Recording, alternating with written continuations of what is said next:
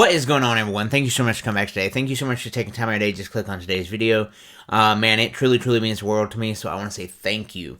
Before we get into today's video, I do need to make a correction from one of my previous videos about Billy Bob Thornton.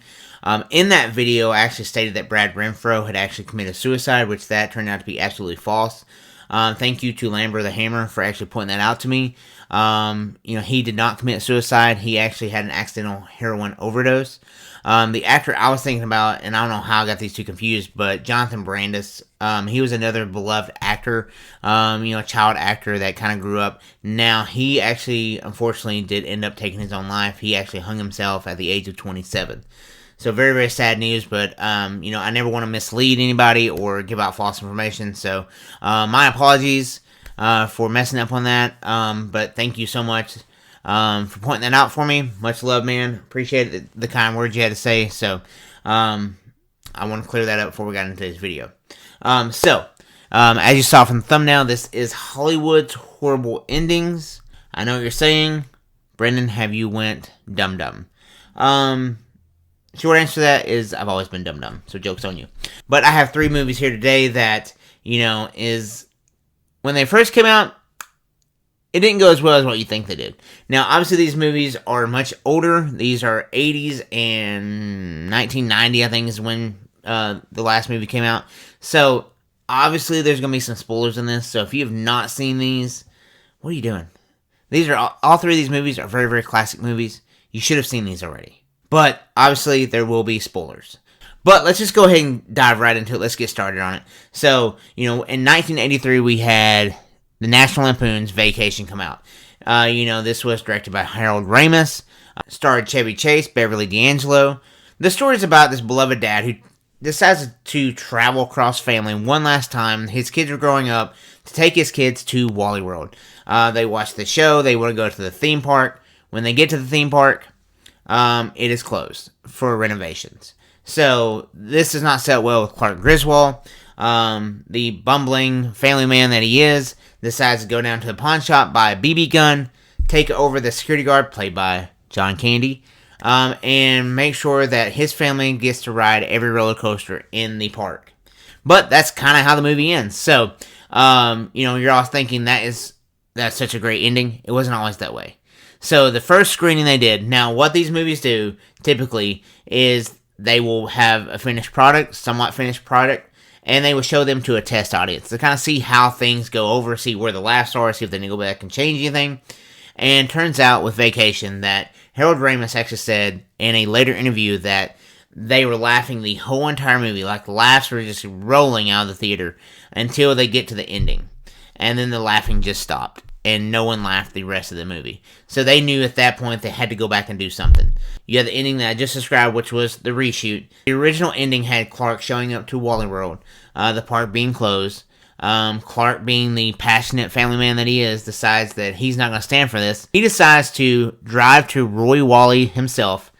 He drives to his house with a BB gun and demands Roy Wally to entertain them by singing and dancing. That was the original ending. And like I said, I'm so glad they went back and reshot it because that sounds extremely boring. Also too, if they hadn't went back and reshot this, would the world know John Candy the way we know John Candy today? Probably not. Also too, fun fact about this movie is they had to go back months later to reshoot this. If you pay attention to Anthony Michael Hall, the guy who plays Rusty, the last scene, he's about a foot taller than he was during the whole rest of the movie. So it's kind of funny, they went back months later. He had hit kind of a puberty growth where he had shot up and developed acne. So it's kind of funny to go back and see that Rusty was one height during the whole movie, and then the very last scene, he is, a foot taller with pimples. Kind of funny to see. But let me know down in the comments, guys, were you a fan of Vacation? Let me know what's your favorite scene from the Vacation movies.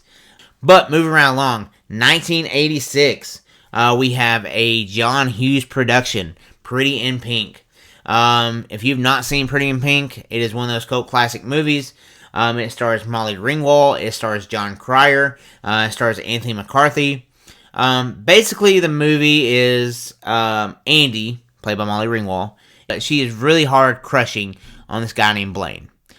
But on the flip side of that, she is Ducky, played by John Cryer, who is friend-zoned. 100% friend zoned. Ducky does not understand that.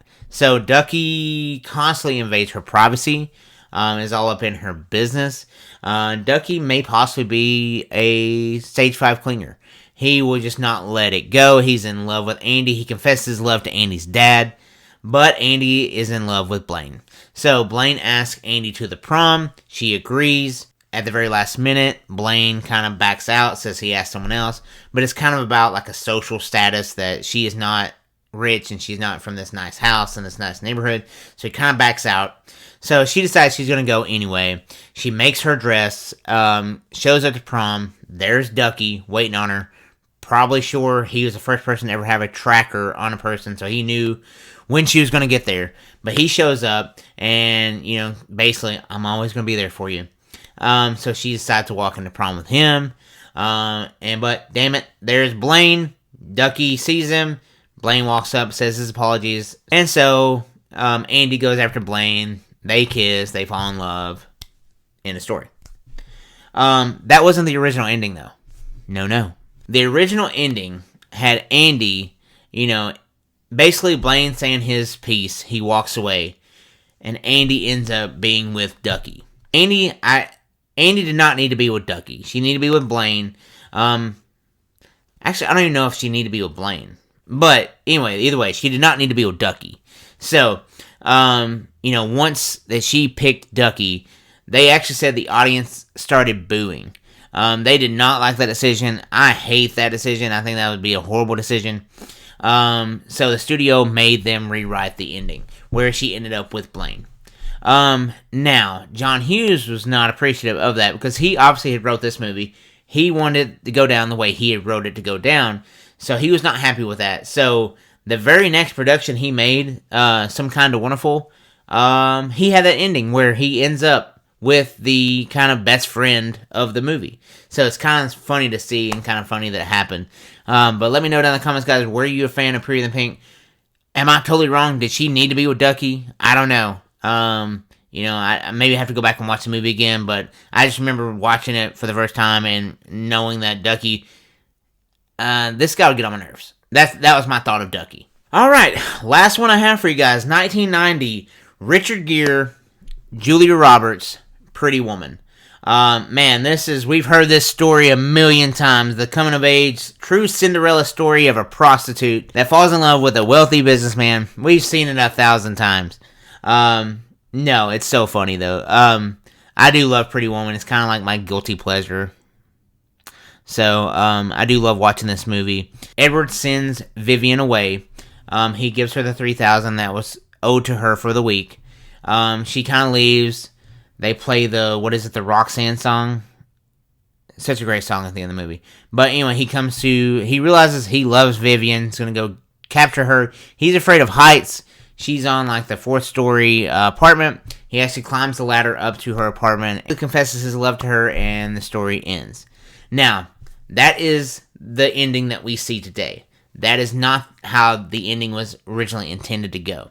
Basically, the original title of this movie was not even Pretty Woman. It was 3000, which sounds kind of like a futuristic sci-fi movie, but that's the reason why they changed it, is also too, the 3000 was supposed to represent how much money that the prostitute was supposed to get for the week. Now, the original ending is kind of a dark, twisted kind of story that Edward is just driving along and kicks Vivian out of the car and throws the money out of the car at her and then drives off. And then Vivian kind of gathers up her friend Kit. I think it's Kit, right? Kit? Yes, I think it's Kit. But gathers up her friend Kit and they go to Disneyland. That's the movie. As you can see, you understand why they rewrote this. Terrible ending to such a great classic movie. But as I said, it did have a very dark feel about the movie. So they wanted to make it more of a, I guess you could say, family style movie, I guess. Kind of a rom-com, kind of a rags to riches kind of story. And they just knew that that ending was not going to work for them. So they changed the title, they changed the ending, and now we have this all-time classic, just romantic comedy that is actually a guilty pleasure of mine. But guys, let me know down in the comments, guys, which one of these was your favorite kind of weird, twisted endings. You know, did Hollywood get it wrong? Should they have kept the original ending? Would that have worked better for you? Let me know down in the comments, guys. But guys, I'll have my Instagram on the screen down below. If you want to shoot me a message, follow me over on Instagram. If you have a movie for me to review or a type of episode you want me to review, send me a message over there. I'll also have my email down in the description down below. Shoot me an email. My regular upload days are Wednesday at 3 p.m. Central Standard Time. But guys, on your way out, if you wouldn't mind smashing that thumbs up button down below. If you're not a subscriber, it's quick, it's easy. Hit that subscribe button. If it's red, turn it to gray. Hit that little bell notification and select all. And then YouTube will send you a nice little notification whenever I upload a new video. But that's all I have for you guys today. Mom, I love you, and I'll see you guys in the next video. Thanks, guys.